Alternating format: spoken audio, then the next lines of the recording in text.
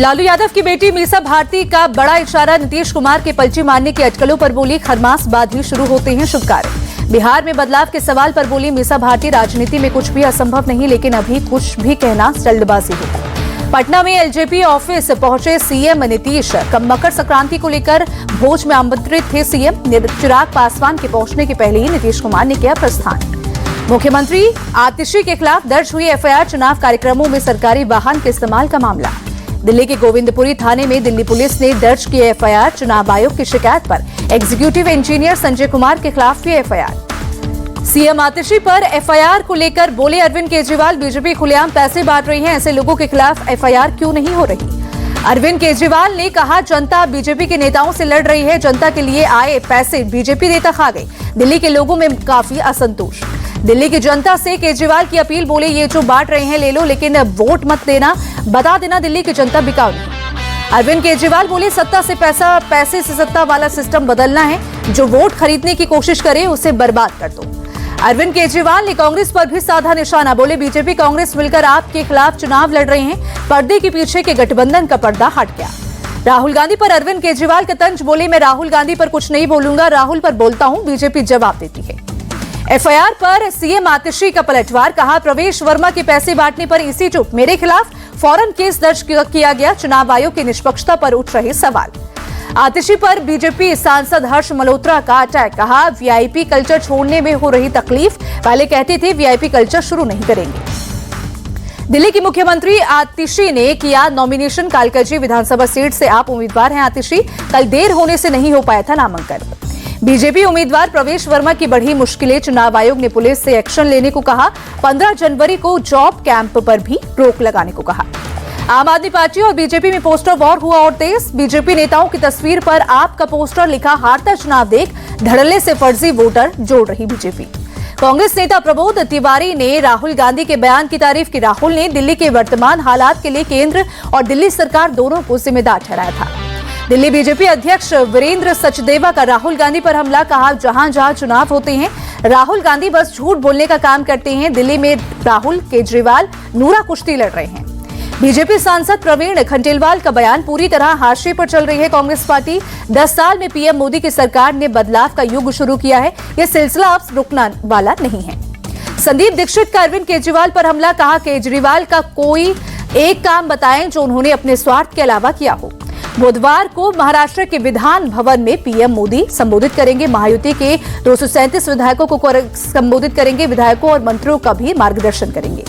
Sanjay Raut India गठबंधन को देश की जरूरत उन्होंने बताया। बोले, इंडिया गठबंधन निश्चित रूप से सर्वाइव करेगा। महाकुंभ में अमृत स्नान में भाग लेने वाले भक्तों पर हो रही फूलों की वर्षा। हेलीकॉप्टर से की जा रही फूलों की बारिश। ड्रोन कैमरे से महाकुंभ का भव्य और दिव्य नजारा। त्रिवेणी संगम पर अमृत स्नान करने के लिए श्रद्धालुओं का जनसैलाब। महाकुंभ में आज स्नान करने वालों की रिकॉर्ड भीड़। 12 बजे तक संगम में स्नान करने वालों की संख्या 1,60,00,000 हुई। देश भर से प्रयागराज पहुंच रहे हैं श्रद्धालु। महाकुंभ में दिखा भक्ति और संस्कृति का अनोखा संगम। प्रयागराज के त्रिवेणी संगम में मकर संक्रांति के अवसर पर पहला अमृत स्नान। महानिर्वाणी पंचायती अखाड़े के साधुओं ने की स्नान की शुरुआत। अमृत स्नान के लिए आनंद अखाड़े का जुलूस। आचार्य मंडलेश्वर बालकानंद जी महाराज के नेतृत्व में जुलूस। महाकुंभ के दूसरे दिन त्रिवेणी संगम पर सबसे ज्यादा भीड़। मकर संक्रांति के चलते अमृत स्नान के लिए उमड़ी भीड़। ड्रोन वीडियो में दिखा भव्य नजारा। महाकुंभ का दूसरा अमृत स्नान 29 जनवरी को मौनी अमावस्या पर होगा। तीसरा अमृत स्नान 3 फरवरी को बसंत पंचमी के अवसर पर होगा। महाकुंभ की तस्वीरों के साथ सीएम योगी आदित्यनाथ ने किया ट्वीट। लिखा, ये हमारी सनातन संस्कृति और आस्था का जीवंत स्वरूप। पांटून पुल से स्नान करके आ रहे श्रद्धालुओं ने तैयारियों की जमकर तारीफ की। अच्छी व्यवस्था और सफाई से काफी प्रसन्न दिखे श्रद्धालु। पूरा वातावरण हर हर गंगे हर हर महादेव से गूंजा। योगी जी की जय, मोदी जी की जय के भी लगे नारे। महाकुंभ को लेकर आनंद अखाड़े के कुमार स्वामी जी महाराज बोले, इस महाकुंभ से बड़ा कुछ नहीं है। जो लोग यहाँ आ पाते हैं वो बहुत भाग्यशाली हैं, सभी को यहाँ आना चाहिए। प्रयागराज में भारी भीड़ के चलते लेटे हुए हनुमान मंदिर को किया गया बंद। अमृत स्नान की भीड़ को देखते हुए फैसला। लोगों ने सुरक्षा इंतजामों की तारीफ की। मकर संक्रांति पर नागपुर में 40 स्कूली बच्चों ने बनाई महाराष्ट्र की सबसे बड़ी पतंग। पतंग पर महाकुंभ को दर्शाया। पीएम मोदी ने लोहरी, मकर संक्रांति और पोंगल कार्यक्रम में लिया हिस्सा। ट्वीट कर कार्यक्रम का वीडियो किया पोस्ट।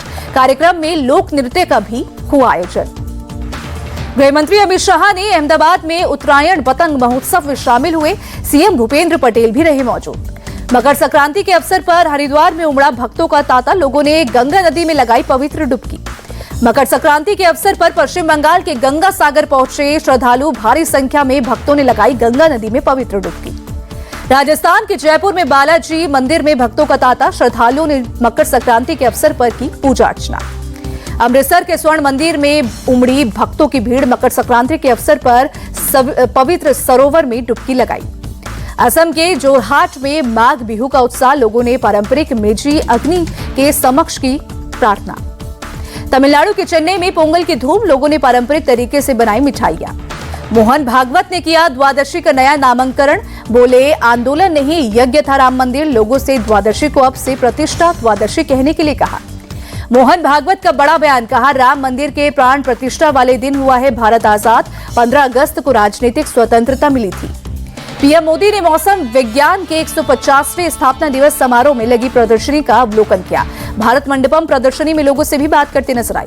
भारतीय मौसम विज्ञान विभाग के 150वें स्थापना दिवस समारोह को पीएम मोदी ने संबोधित किया। बोले, पिछले 10 सालों में आईएमडी की आधारभूत संरचना और तकनीक का भूतपूर्व विकास। पीएम मोदी बोले, भविष्य में मौसम की हर परिस्थिति के लिए तैयार रहेगा भारत। एक क्लाइमेट स्मार्ट राष्ट्र बनने के लिए लॉन्च किया मिशन मौसम। मौसम विभाग के कार्यक्रम में बोले केंद्रीय मंत्री जितेंद्र सिंह, पहले मौसम के पूर्वानुमान को मजाक में लिया जाता था। आज विश्वसनीयता इतनी बढ़ गई कि लोग मौसम विभाग की साइट चेक करते हैं।